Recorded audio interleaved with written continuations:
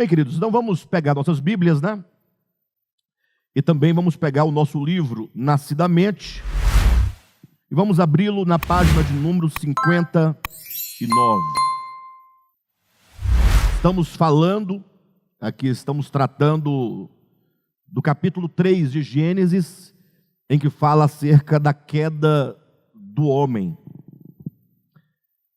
A queda do homem enquanto um evento bíblico pontuado na história, mas como nós já sabemos, que essa queda, embora tenha sido a queda dos nossos primeiros pais, é uma queda que se atualiza na experiência de todos os homens, não é? Na verdade, todas as verdades bíblicas são deste modo. Por exemplo, Cristo morreu na cruz pelos nossos pecados.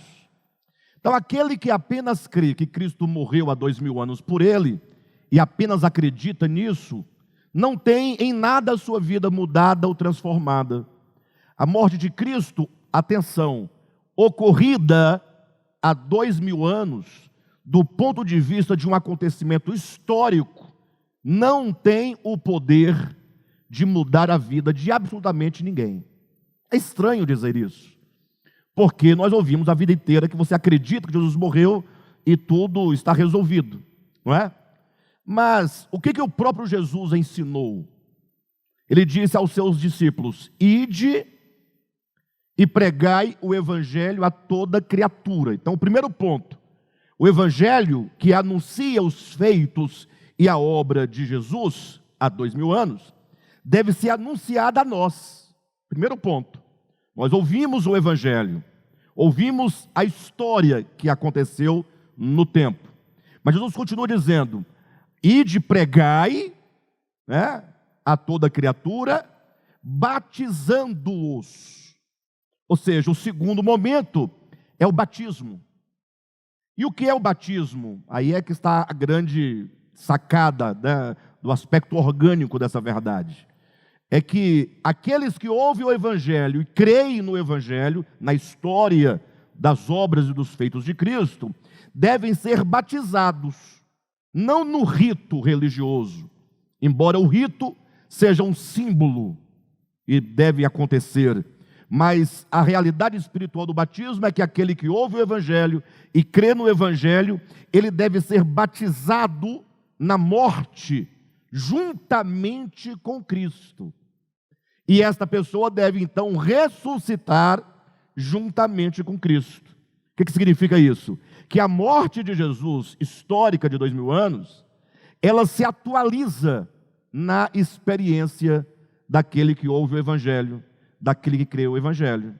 Então já não é mais uma morte ocorrida no tempo, há 2000 anos. É uma morte viva, é uma morte atual, é uma morte que acontece comigo, quando eu creio no evangelho. Então, assim como a morte de Cristo se atualiza na experiência individual de todo aquele que crer, a queda do homem, de Adão, lá em Gênesis 3, também se atualiza. Todos os feitos do evangelho e todos os feitos negativos da queda do homem, eles se atualizam, né, em cada ser humano que vem ao mundo. Então, não é apenas uma questão de falar: Adão pecou e agora eu estou enrolado. Não. Você está assim porque você está unido em consciência e coração e ações com Adão. E a única maneira de resolver o problema é você se unir a Cristo na sua morte e ressurreição. É você morrer juntamente com Cristo e ressuscitar juntamente com Cristo, para que você seja assunto aos céus, entronizado e fique assentado juntamente com Cristo também nos lugares celestiais.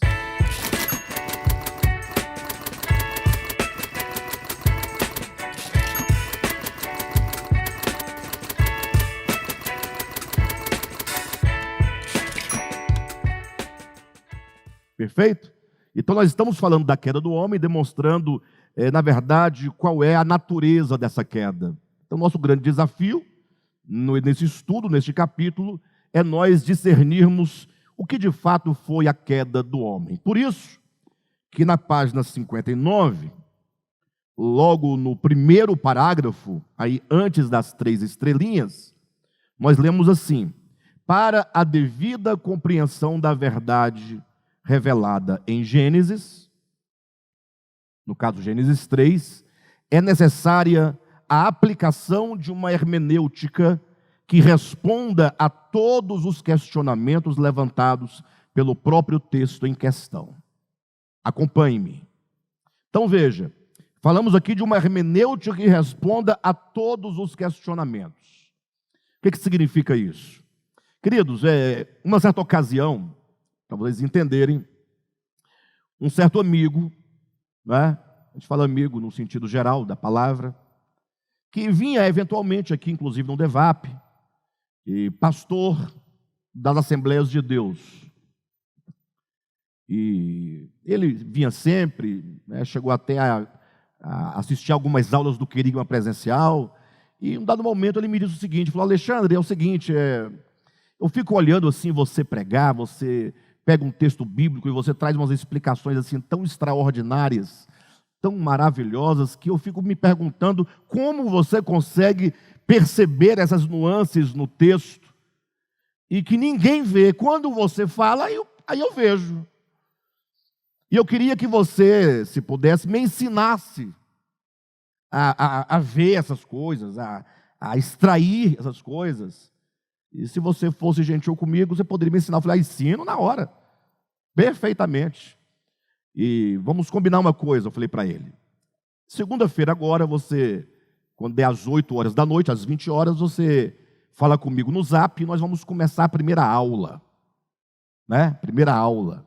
E aí ele me chamou no Zap na segunda-feira à noite, e eu comecei dizendo o seguinte: olha, você quer mesmo aprender a como extrair do texto, né, tudo aquilo que ele tem a dizer? Ele falou: quero, sem dúvida eu quero. Eu falei: mas você está disposto? Porque nós vamos estabelecer aqui um caminho de uma hermenêutica dialética. Não, mas pode vir o que for, eu quero aprender, etc. Falei: mas uma hermenêutica dialética quer dizer que nós vamos inquirir o texto e perguntar para o texto tudo o que a gente precisa perguntar. E essa hermenêutica dialética tem que dar conta, esse texto tem que dar conta de responder aos nossos questionamentos. Ele disse: sim, vamos lá. Falei: então, o tema é esse. E a primeira pergunta que eu faço para você, eu te dou o texto bíblico, você lê o texto bíblico, eu te faço uma pergunta sobre o texto bíblico, e você me responde à luz do texto bíblico e nada fora do texto bíblico. Ele: ok. Aí eu fiz a primeira pergunta, ele respondeu. Eu já sabia o que ele ia me responder. Já esperava aquela resposta dele. Mas em cima da resposta dele, eu fiz uma outra pergunta, né? E aí ele foi respondendo. E na medida que ele respondia, eu novamente perguntava sobre a resposta. Né? Pergunta, resposta e contra-resposta. E aquele jogo de perguntar ao texto, perguntar as suas convicções, até que ele foi se embaraçando e ele foi percebendo que ele próprio iria chegar a uma conclusão que ele não queria chegar. E quando ele percebeu que ele estava indo, sendo encurralado, como que levando uma presa para uma armadilha, né? Entenda o exemplo, a metáfora positivamente, lógico. Ele percebeu que ele estava indo para uma situação em que ele não teria espaço, e ele iria perder na argumentação, ele teria que confessar algo que ele não estava disposto a confessar. Ele falou assim: mas a teologia não faz essas perguntas.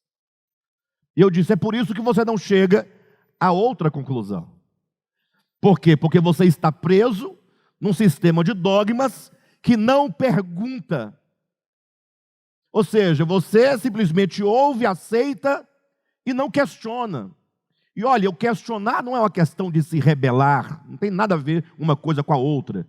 O perguntar é como quem quer saber. É como quem diz assim: olha, gira um pouquinho o objeto para eu olhá-lo do outro lado. Não é? Inclina mais um pouco para eu perceber a parte superior dele.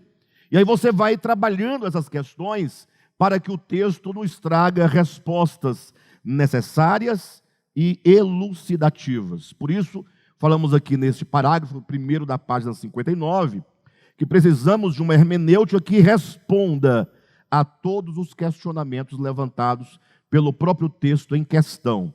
Acompanhe-me. Ou seja, vamos lá? Vamos adentrar então agora as questões fundamentais. Seguindo na leitura, diz: todo o desentendimento acerca do pecado original começa pelo sofisma de que Deus teria ameaçado o homem de morte, caso ele comesse do fruto proibido.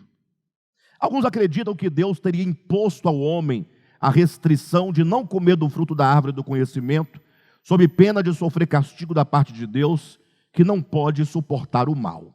Então esse é o primeiro ponto que nós precisamos tratar aqui. Inclusive na mensagem que ministrei na última quarta, tá lá, eu não sei se é a mensagem de transmissão ou é a mensagem editada, mas é a mensagem de quarta passada. Teve alguém que fez o seguinte comentário, dizendo: o problema do homem em relação à queda está no fato de ele ter desobedecido a Deus. Quem já ouviu esse argumento? Não é? Ou seja, por que o homem caiu? Não, porque ele desobedeceu a Deus. Por que o homem caiu? Não, porque ele foi desobediente. Então, fatalmente, vieram todos esses problemas. Então, a primeira questão que nós temos que observar é que o texto de Gênesis 3 não diz, 3,17, não diz: mas do fruto da árvore do conhecimento do bem e do mal não comerás, porque no dia em que dele comerdes, eu te matarei. Não tem isso na sua Bíblia, e em nenhuma Bíblia. Não há da parte de Deus nenhuma ameaça em matar o homem. Deus simplesmente diz: olha, mas do fruto da árvore que está no meio do jardim, a árvore do conhecimento do bem e do mal, não comerás, porque no dia em que dela comerdes, certamente morrerás. Você pode traduzir: é certo que morrerás. Ou se você for mais criterioso da tradução, você pode colocar: morrendo morrerás. Se você pegar um bom dicionário de hebraico, ou melhor, qualquer dicionário de hebraico, você pega lá a palavra certamente, Gênesis 2, versículo 17. Certamente morrerás.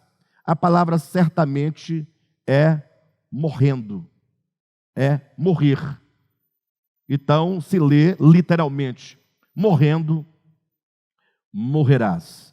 Agora, há uma diferença enorme entre Deus advertir o homem quanto a uma consequência do seu ato e Deus ameaçar o homem de matá-lo em razão de sua desobediência. Então veja que todo o problema teológico, que vai inclusive afetar a ideia da própria obra de redenção. Por que Cristo morreu pelos nossos pecados? O que vão nos dizer? Ora, Cristo morreu pelos nossos pecados porque o homem tem uma dívida para com Deus. Vão dizer assim para nós. Ou seja, Deus falou para o homem não comer do fruto. O homem então foi lá, desobedeceu a Deus, e Deus ficou magoadinho. Ele ficou feridinho, ofendido. Sabe aquele crianção, quando fica machucado por tudo? Então cria-se a ideia de que Deus ficou muito magoado com o homem. Puxa, por que o homem me desobedeceu? E agora então eu terei que matá-lo. Eu terei que lançá-lo no lago de fogo para a sua alma queimar eternamente. Então Deus ficou profundamente magoado, incapaz de perdoar o homem quanto à sua desobediência. Daí então que num dado momento de lucidez divina, ele se lembrou, Deus teria se lembrado que ele tem que perdoar, porque afinal, ele, além de justiça, também é amor, Daí ele falou: bem, então eu tenho que dar um jeito de resolver o problema. Só que aí ele foi para um lado, foi para o outro, chamou o Espírito Santo, chamou o Filho, chamou Miguel, Gabriel, Ariel, todo mundo fez uma conferência, mas não tinha escape. Era impossível que Deus perdoasse o homem sem que houvesse pagamento. E logo aí a questão do perdão já soa estranho para mim, porque eu só posso perdoar se houver pagamento? Ora, se houver pagamento, não há perdão, há pagamento. Ou não? Pessoal, vamos pensar isso. Então Deus não podia perdoar sem que houvesse pagamento. Aí ele decidiu que perdoaria o homem desde que alguém pagasse a conta. E aí então é onde entra a pessoa de Jesus. onde teria entrado, porque eu estou colocando em hipótese, segundo o dogma da queda e o dogma da redenção, conforme o cristianismo tradicional. Aí Cristo, então, teria vindo ao mundo para quê? Para pagar a conta que era do homem. Pagar para quem? Pagar para Deus. Então, Deus falou, vai lá, meu filho, e você vai se arrebentar todo, porque era o homem que haveria de se arrebentar, e você vai se arrebentar no lugar dele, enquanto o pagamento da dívida. Enquanto isso não acontece, eu estou aqui irado com o homem. Pensem nisso. Daí então, pegaram Jesus, bateram na boca dele, no pescoço dele, no cango dele, na cabeça, nas pernas, nas costelas, beliscaram, xingaram, humilharam, pregaram na cruz. E quando esse sofrimento estava acontecendo, quanto mais beliscão Jesus levava, Deus ia ficando feliz, porque ele estava recebendo a retribuição, o pagamento, de modo que quanto mais sofrimento o filho tinha, mais satisfeito o pai ficava. Até que quando Cristo morre plenamente, o pai está agora o quê? Ufa, agora eu estou em paz. Parece uma historinha de grego, né?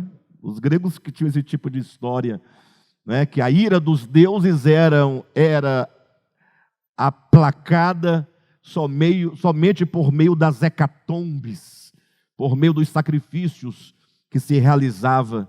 Enquanto não se realizava um sacrifício para o deus A, B ou C dos gregos, o Deus não retirava a praga que ele próprio havia, né, lançado contra o povo, que segundo a ideia era o seu próprio povo. Bem, de todo modo, existe, portanto, essa ideia que nós estamos colocando, e talvez muitos que estejam agora ouvindo, ou que ouviram as mensagens, estão perguntando, mas não é assim?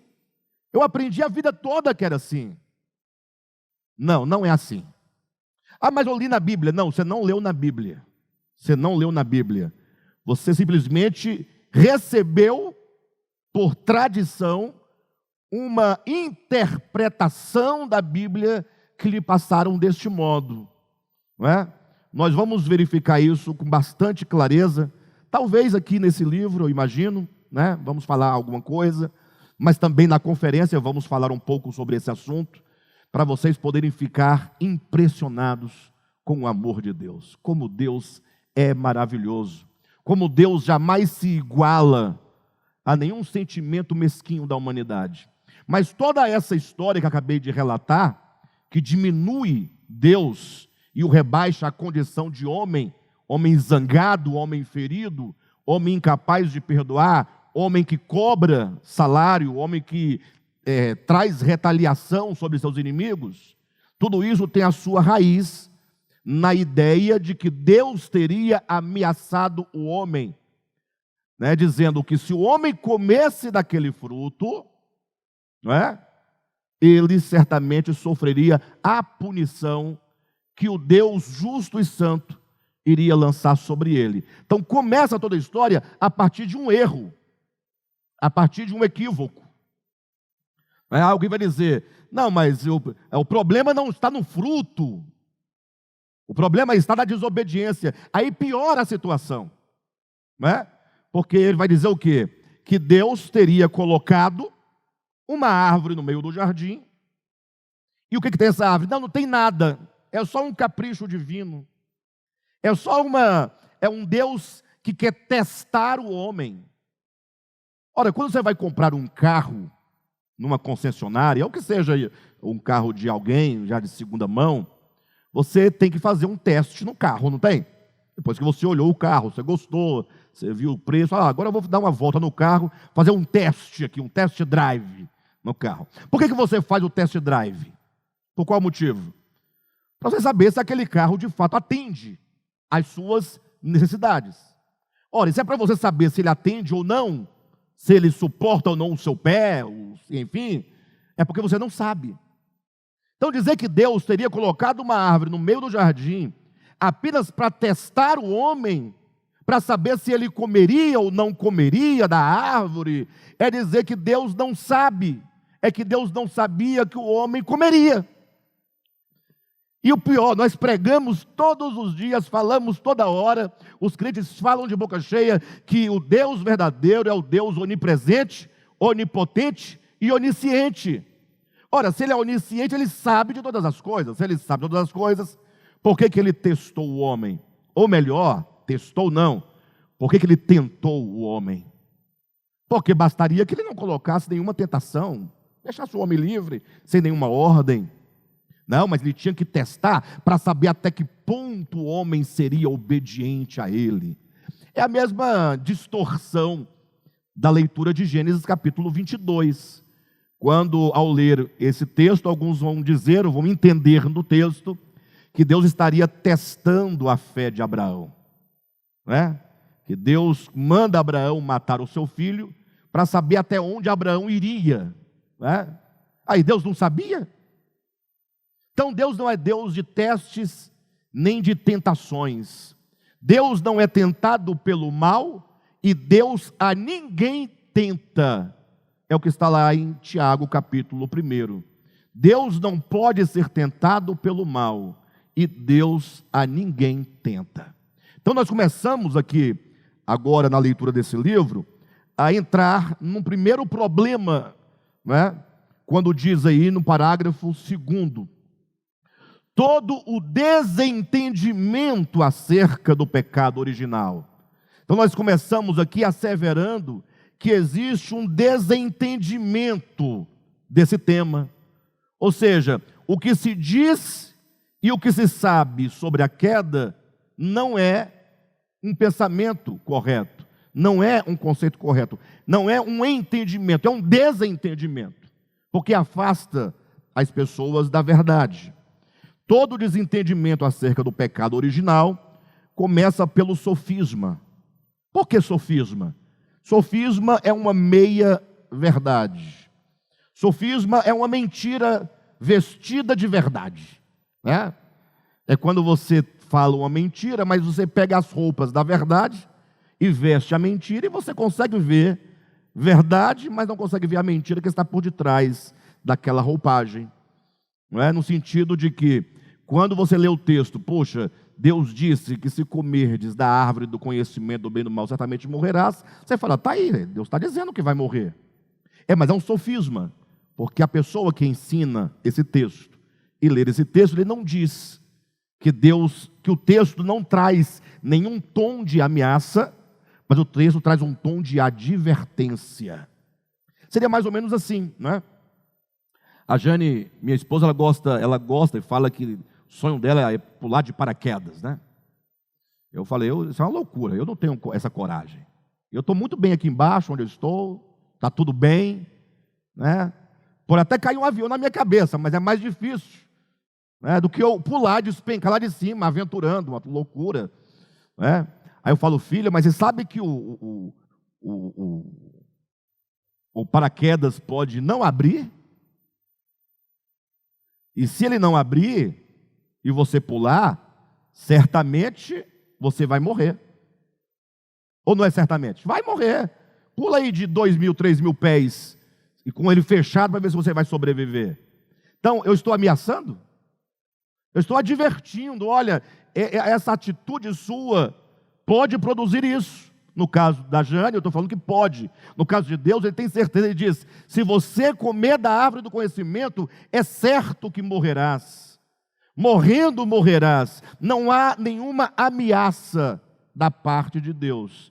Há apenas a advertência de um Deus amoroso que quer o bem do homem. Perfeito? Mas sigamos adiante na leitura. Todo desentendimento acerca do pecado original começa pelo sofisma de que Deus teria ameaçado o homem de morte caso ele comesse do fruto proibido.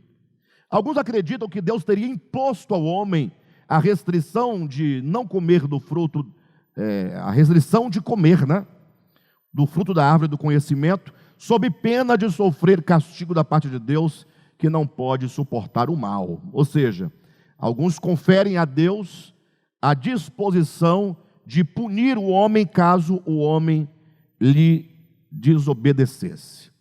Seria mais ou menos assim, né? E quando eu converso essas coisas, eu costumo fazer comparações. Mas não uma comparação que eu invento da minha cabeça para dar certo com o meu raciocínio. Mas eu tomo a própria comparação que Jesus fez.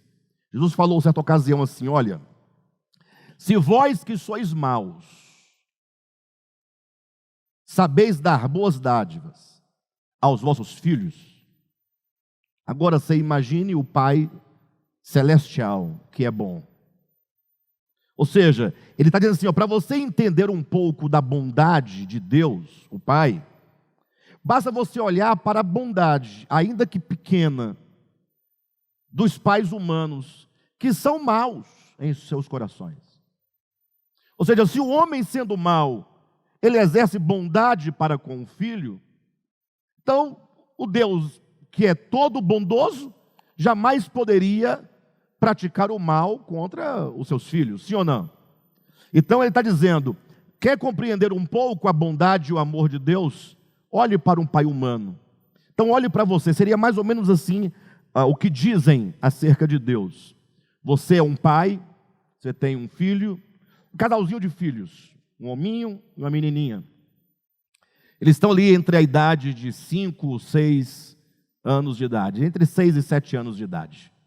Aí você chega para os dois e fala assim, olha, eu vou colocar aqui sobre a mesa uma barra de chocolate. E vocês não comam dessa barra de chocolate. Porque se vocês comerem, eu terei que matar vocês. Terei que matar vocês. Aí você sai de casa, o pai sai de casa, e as crianças ali, olha, tal, cria coragem, vai lá e come. Quantas vezes não aconteceu isso conosco, quando éramos crianças, né? Nossa mãe falava, nós desobedecíamos, né? Aí o pai chega, está lá, só a metade do chocolate. Ainda tentaram manipular para o pai não perceber, mas o pai logo viu que só tinha metade. O que você faria com seu filho? Você agora expulsaria seu filho de casa e diria, olha, vocês estão expulsos de casa, né? E sem o meu cuidado, sem a minha proteção, sem o alimento, sem a roupa, sem o abrigo, eu vou esperar vocês ficarem um pouco mais perturbados e desorientados e sofrendo, para que no final eu chegue lá e mate completamente vocês. Você faria isso com seu filho? Pensa um pouco. Nós que somos maus, faríamos isso com o nosso filho? O Pai Celestial, sendo bom, plenamente bom, sendo Ele a própria bondade, Ele colocaria uma árvore e diria para o homem não comer, sendo apenas uma árvore, né? Sem nenhuma coisa demais, só para testar e provar o homem. E agora o homem vai lá, come, e Deus fala assim, então agora acabou, expulsos do Éden, e agora vocês vão sofrer toda a consequência dos vossos pecados, desde enfermidades, doenças, epidemias, sofrimento, morte, e no final ainda vou jogá-los dentro de um tacho de fogo, porque vocês desobedeceram a minha ordem. Essa história não soa estranho para vocês? Não soa estranho? Alguém pode perguntar, ora, Alexandre, mas então, se não é assim, como é então? Calma, nós estamos lendo, não é? Agora imagine só você sendo um pai, tem lá quando eu morava no Gama, eu era criança, me recordo que tinha uma torre para colocar a antena, né? Bem alta. A Silvia, inclusive, você subiu lá em cima e levou um choque, né? Tá vendo aí, ó.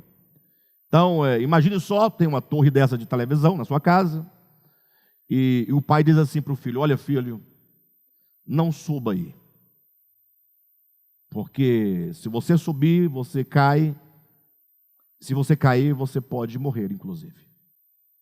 E aí o filho vai lá e sobe. Só que aí o filho sobe e não cai, ele desce. E alguém viu e disse para o pai, olha, o seu filho subiu. Ele subiu, mas desceu, não caiu como o pai previra. E agora o pai fala, filho, infelizmente agora você me desobedeceu. Você poderia ter caído e morrido, mas como não morreu, eu vou ter que te matar agora, porque você não cumpriu com a minha palavra. Essa história não soa estranho para vocês? Se nós não ficarmos incomodados com a história conforme nos fora contada, Se você não parar para refletir e falar, poxa, deve haver um outro significado, um outro sentido, nós vamos ficar enredados nessa falácia, né? Nesse sofisma. E lembre-se, esse sofisma, eu falo alto e bom som, sem medo de errar, não foi criado por um teólogo, não foi criado por Santo Agostinho. Essa ideia, deste modo como estamos colocando, foi criado por Satanás, o pai da mentira. É ele que, segundo a Escritura, ele mente desde o princípio do mundo. E ele não mente porque mente, ele mente acerca de Deus o Pai. Como vocês acham que ele conseguiu a terça parte para lhe seguir? Será que ele chegou para os anjos de Deus e falou assim, olha pessoal, eu sou o Satanás, eu sou o demônio, eu sou agora o capeta, o pé de cabra, não presto, sou treva, eu sou mentira, eu sou homicida, e agora eu me coloco contra Deus, o santo, o justo, o eterno, o único, e quero que vocês me sigam. Se ele fizesse isso, qual dos anjos seguiria ele? Como foi que ele conseguiu? Ou como é que se consegue a adesão de outras pessoas contra alguém que é justo, que é santo, que é bom, que é amor, se não por meio da mentira? Por isso que o livro de Ezequiel, falando sobre Lúcifer, ou melhor, falando tipologicamente sobre a queda de Lúcifer, o texto diz, na multiplicação do seu comércio, encheste o teu interior de violência e pecaste. Então, a multiplicação do comércio, a ideia do comércio é a ideia de barganha, não é? A ideia de negociar, de denigrir a imagem de um produto, de uma coisa, de uma pessoa, não é? Em benefício próprio, como quem quer vender a sua imagem em detrimento da imagem de outro. Então, a grande obra de Satanás é sempre o engano, é sempre a mentira. E a grande arma de Satanás é sempre a palavra.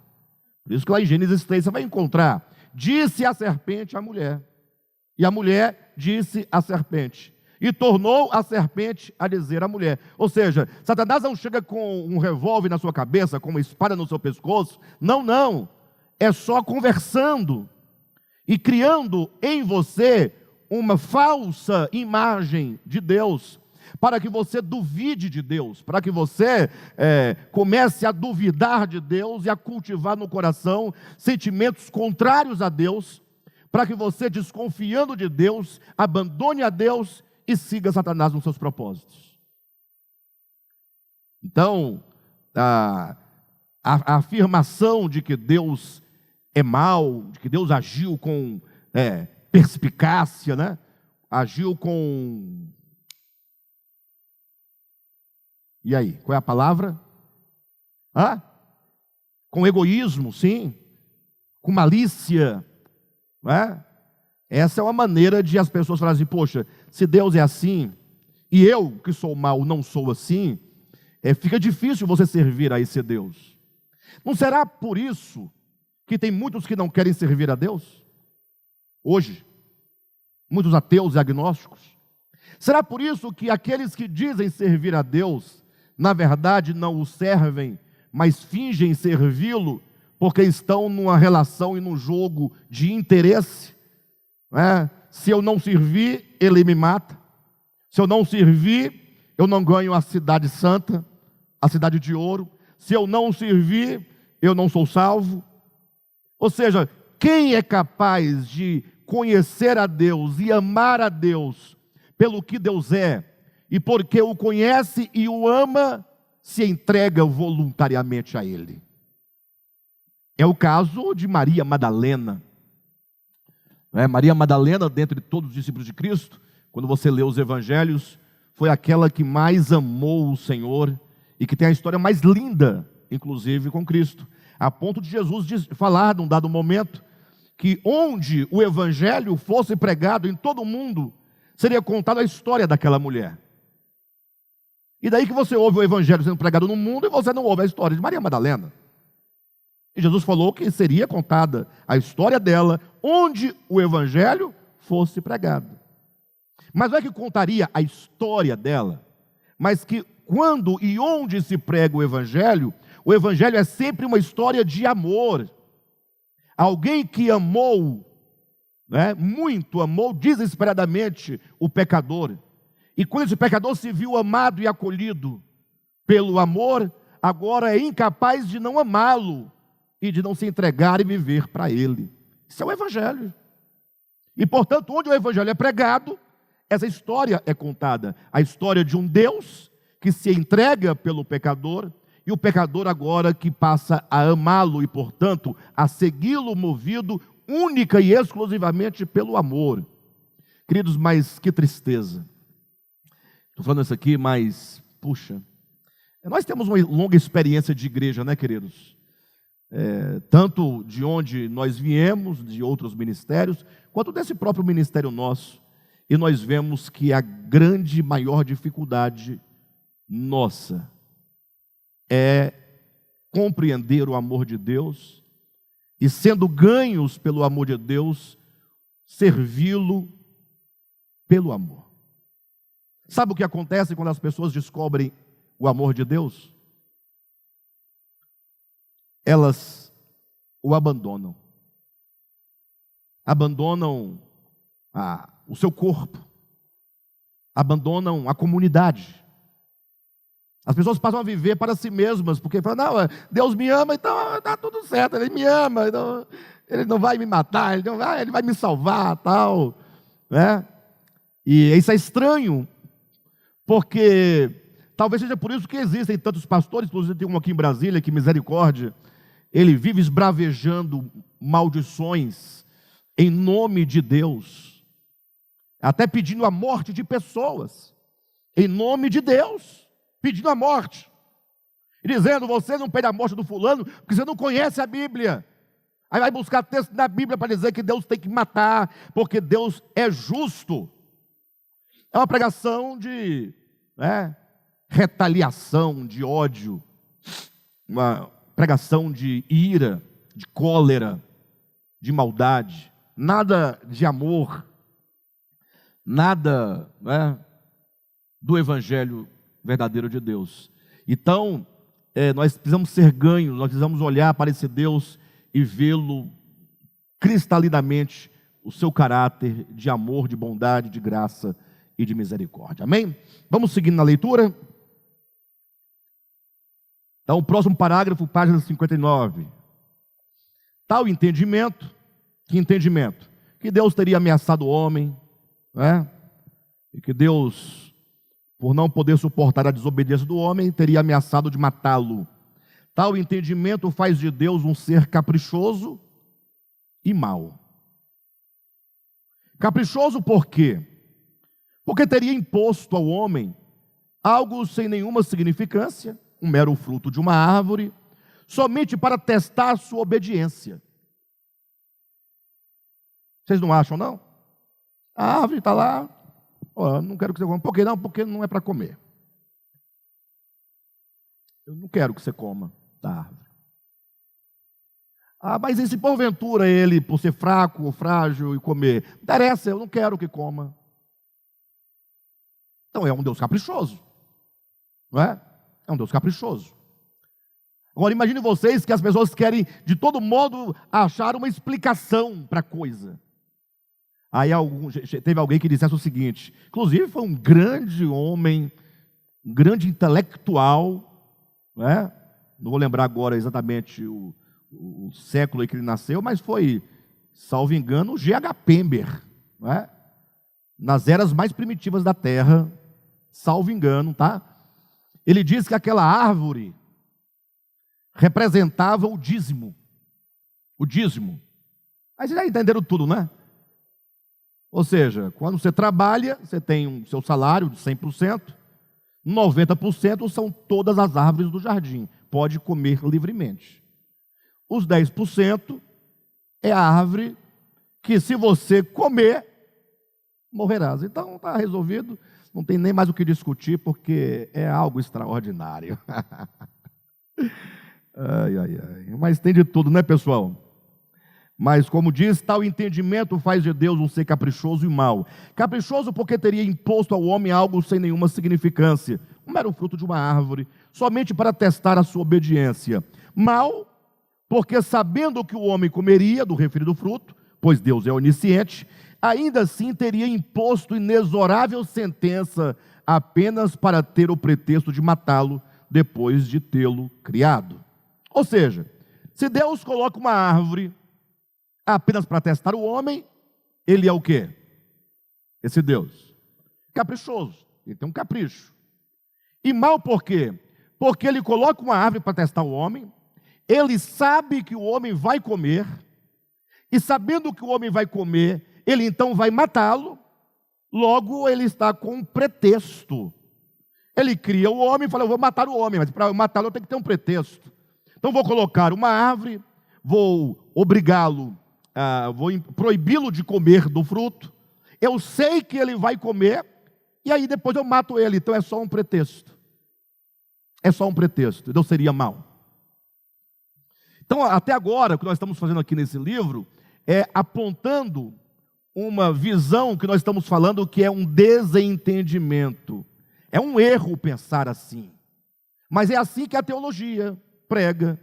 E é somente assim que se pode controlar pelo cabresto as pessoas e fazê-las escravas de uma religião. Eu acredito que somente o amor liberta. E todo o nosso esforço é pela libertação das pessoas. Ou seja, nós não queremos controle de ninguém.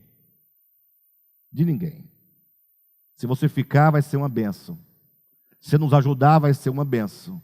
Se você for, você tem essa liberdade de fazê-lo. Você pode servir a Deus onde você quiser.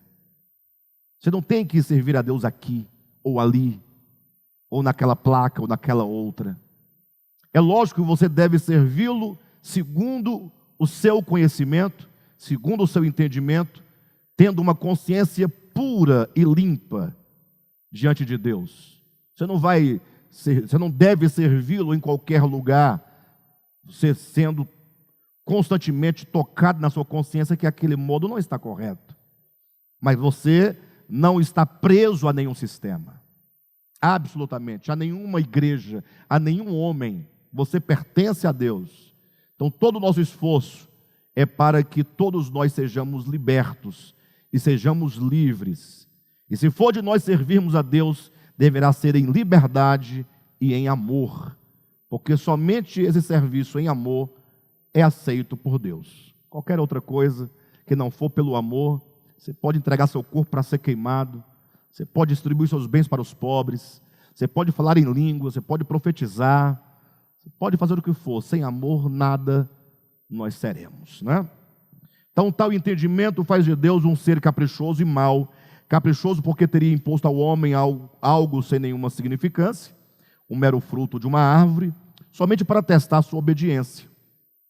Mal porque sabendo que o homem comeria do referido fruto, pois Deus é onisciente, ainda assim teria imposto inexorável sentença, apenas para ter o pretexto de matá-lo depois de tê-lo criado.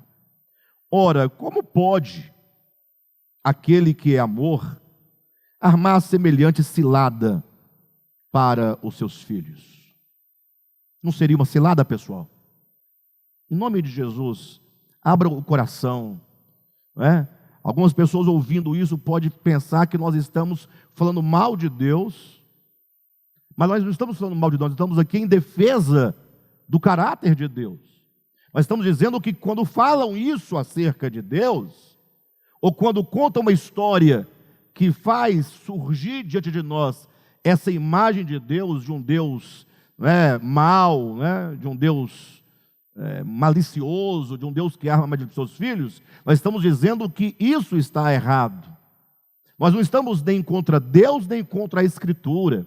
Nós estamos trazendo um novo olhar sobre o texto, para que possamos nos libertar desses ensinamentos que colocam o caráter de Deus em xeque.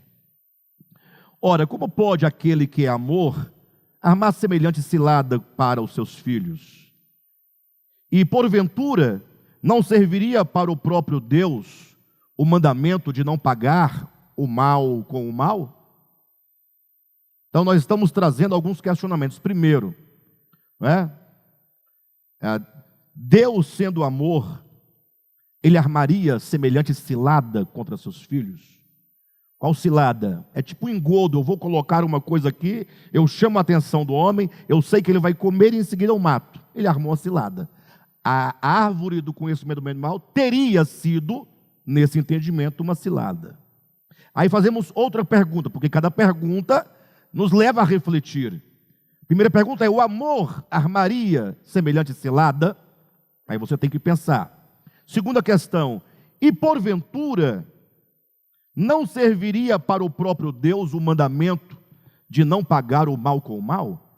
Ou seja, o que Jesus ensina? Se Jesus é a exata expressão do Pai, e Jesus ensina: não pagueis o mal com o mal, o que significa isso? Quando fizerem um mal a você, não retribua esse mal sofrido com outro mal. Esse mandamento só serve para os homens? Não serve para o próprio Deus? Se Deus diz para o homem não comer, vamos pensar segundo o dogma, e o homem o desobedece, o homem comete um mal contra Deus, sim ou não? E como deve Deus agora agir em relação ao mal recebido? Pagar com o bem. Mas não, Deus paga com o quê? Com um mal ainda maior. Ou seja, essa visão, essa perspectiva, coloca em dúvida não somente o caráter de Deus, mas a verdade do Evangelho de Jesus Cristo. Na verdade, Deus não tem mandamentos. Entenda, Deus não se assentou certo dia e com o Espírito Santo e o Pai, e Jesus Cristo e todo mundo, vamos fazer aqui uns mandamentos para os homens seguirem. Não tem essa ideia.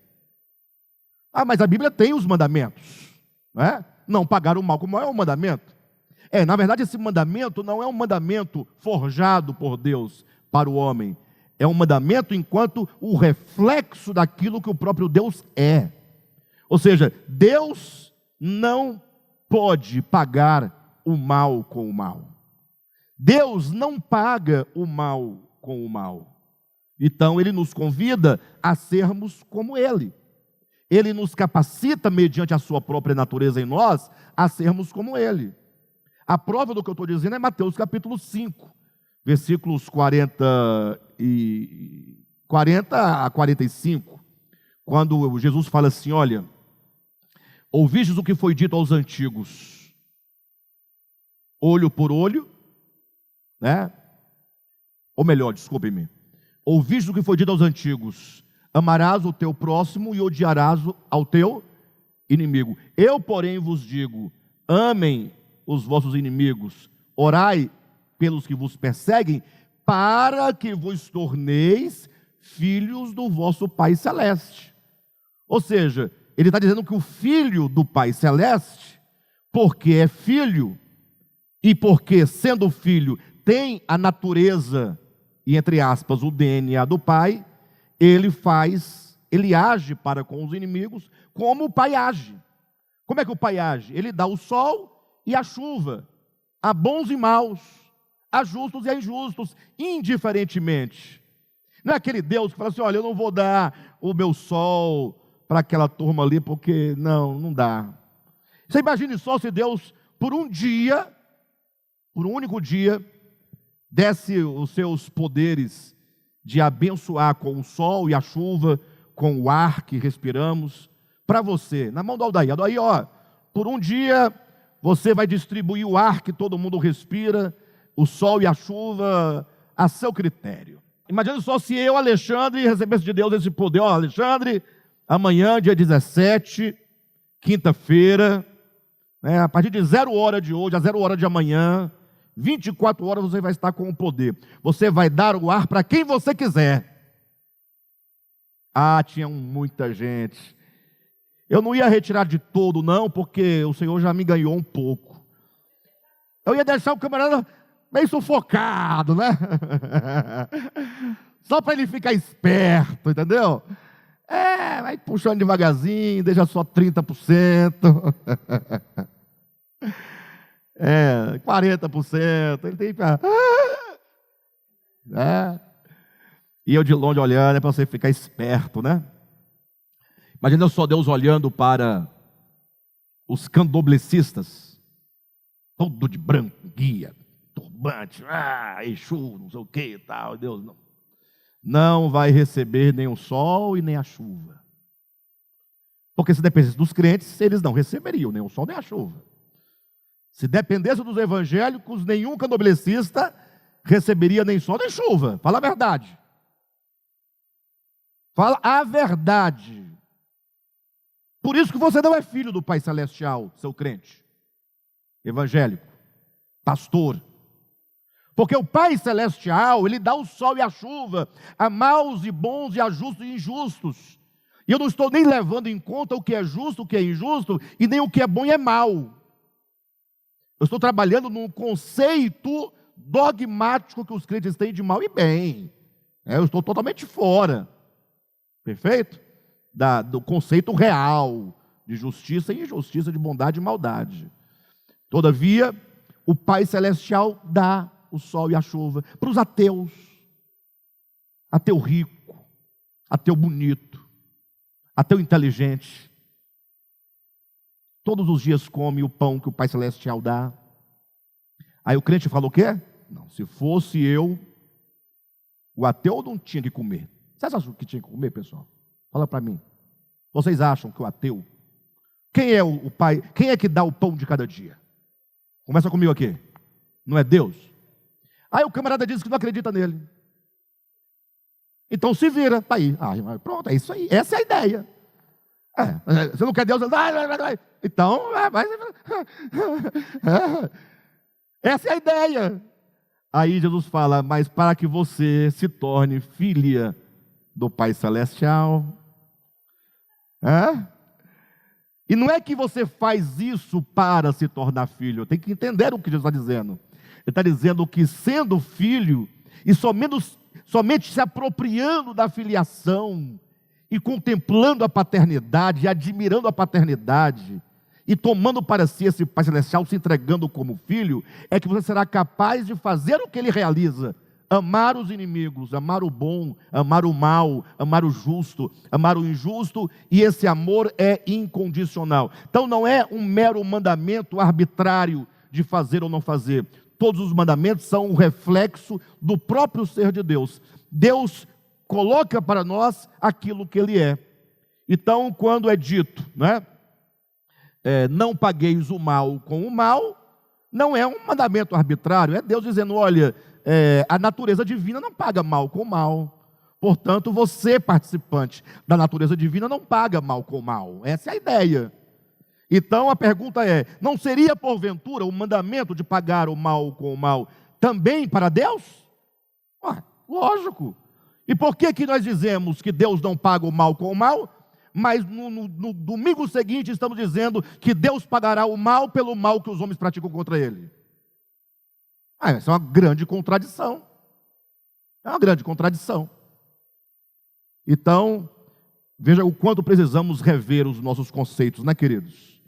Então, voltando aqui no finalzinho da página 59, e porventura não serviria para o próprio Deus o mandamento de não pagar o mal com o mal? Ou melhor dizendo, não seria esse mandamento uma expressão daquilo que Deus é, em sua natureza, de modo que Ele não poderia agir de outra maneira, senão em harmonia com o seu próprio ser? E se ainda assim agisse de modo contrário, não estaria o Eterno a negar-se a si mesmo? Puxa, que maravilha, não é? Ou seja, vamos fazer isso tudo agora em forma de afirmativas, para que fique mais claro. Vamos falar em forma de assertivas, página 59. O mandamento de não pagar o mal com o mal é uma expressão do próprio caráter de Deus. Segundo, o mandamento é uma expressão daquilo que Deus é em sua natureza, de modo que Deus não pode agir de outra maneira, senão em harmonia com o seu próprio ser. Em outras palavras, foi o que dizíamos aqui no final da última mensagem, Deus não pode mentir. Não. Por quê? Porque Ele é a verdade. Aí se ele quiser mentir, não existe essa hipótese. Seria mais ou menos você dizer que a luz, ela pode se tornar trevas. Não, não pode. Para a luz se tornar trevas, ela tem que deixar de ser luz. Para Deus mentir, ele tem que deixar de ser a verdade. Não há possibilidade. Então, no caso, sendo Deus aquele que não paga mal com o mal em razão da sua natureza, logo, ele não pode pagar o mal com o mal. E por fim, nós temos aqui, e se ainda assim agisse de modo contrário, estaria o Eterno a negar-se a si mesmo. Em outras palavras, é impossível que ele haja dessa maneira, porque ele é. Só que aí vem a pessoa, o tonto, fala, mas e se ele fizer? Se ele pagar o mal com o mal, ele estará negando a si mesmo. É exatamente o que diz, não é, no texto de 2 Timóteo 2,13, não é? Quando diz que Deus, ele é fiel, e que todos nós somos infiéis. E Deus não pode ser infiel, porque ele não pode negar-se a si mesmo. Então, hoje caminhamos até aqui. Creio que já deu para começar a desconstruir algumas ideias, mas não se preocupe que na medida que nós vamos avançando na leitura, nós vamos construindo positivamente o significado real e verdadeiro da árvore do conhecimento. Hoje nós somente desconstruímos. Ao seguir adiante, nós vamos construir. Tenham paciência e vamos seguindo adiante. Tá bom, queridos? Glória a Deus.